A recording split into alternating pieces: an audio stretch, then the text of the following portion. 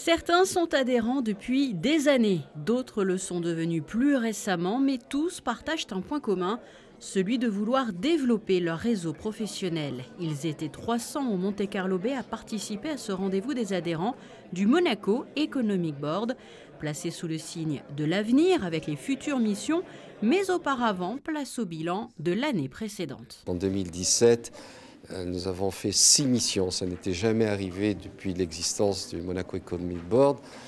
6 missions et en plus des missions très spécifiques, puisqu'il y a eu ceux qui n'avaient jamais été aussi fait 2 missions officielles, une derrière l'autre, en Slovaquie et en Moldavie.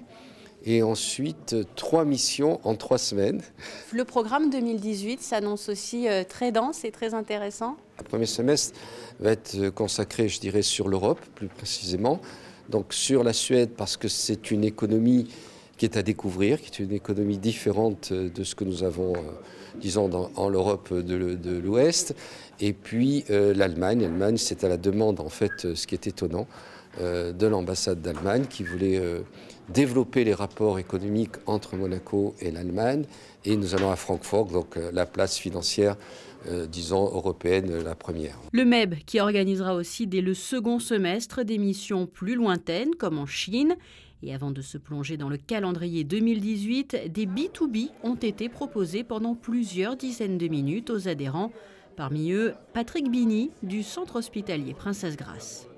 Écoutez, comme chaque fois que Monaco Economic Board organise quelque chose, c'est parfait.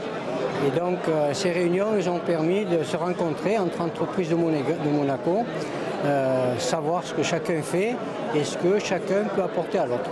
Nous sommes très chanceux que le Monaco Economic Board nous fasse autant valoir à l'étranger.